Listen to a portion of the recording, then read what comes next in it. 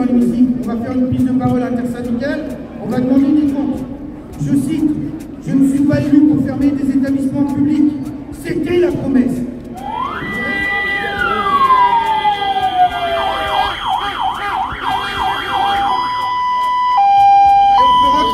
Allez, on rentre.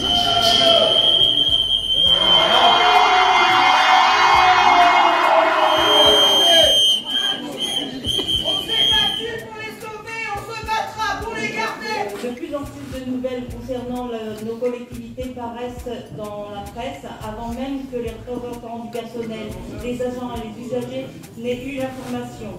Il s'agit de décisions arbitraires, d'une brutalité humaine sans précédent.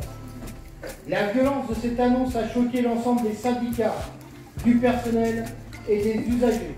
Ces fermetures brutales vont à l'encontre de toutes les valeurs humaines que vous prenez. Comment pouvez-vous fermer des établissements publics alors que vous aviez promis le contraire? Comment pouvez-vous décider sans concertation de fermer ces établissements? Un déni de démocratie des instances représentatives du personnel qui vous paraissait si cher. Comment pouvez-vous à ce point maltraiter les gens? Je souhaite vous présenter les personnes qui sont ici avec nous. Les résidents de la résidence autonomie, bien sûr, accompagnés de leur famille, les assistantes maternelles, nos collègues, tous soucieux aussi de leur avenir. Et puis, je souhaite vous présenter aussi les invincibles, que vous ne connaissez pas, la fierté de notre département, les femmes de ménage de la centrale de Civaux en grève depuis 31 jours.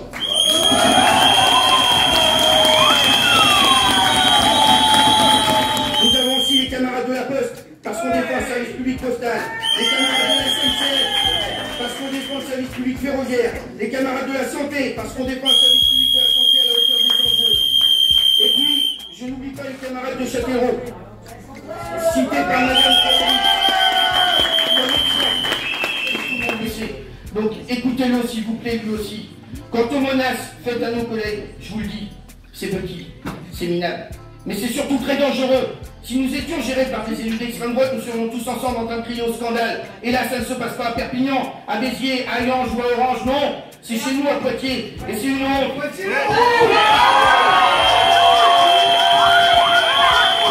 L'argumentaire, gardez-le pour les médias. Mais nous tous ici, tous nos collègues, on le sait, on le voit, c'est un échec, sur tous les plans.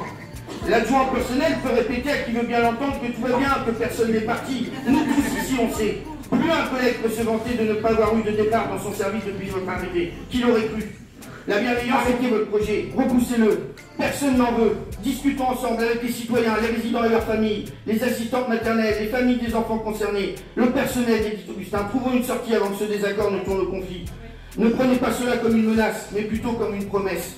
Si vous fermez des établissements publics, si vous sacrifiez un seul de nos collègues, nous serons là pour faire barrage. Mais pas que la CGT, pas que FO, pas que la CFDT, deux territoriaux. L'intégralité des organisations syndicales du département est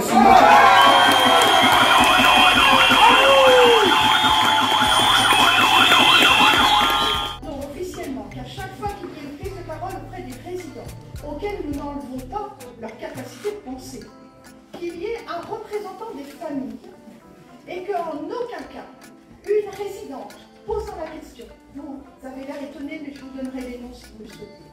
Une résidente qui pose une question, on lui répond vertement. Ne me parlez pas, votre fille a été mal polie avec moi.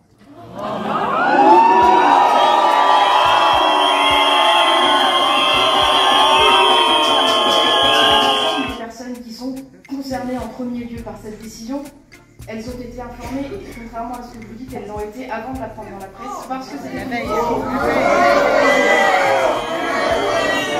J'ai participé moi-même à l'entretien. Laissez-moi 2 minutes et après, non mais franchement, soit vous êtes intéressé par ce que j'ai à vous dire, soit pas, auquel cas on part directement à les deux engagements que j'ai pris. Le service public, la classe. Les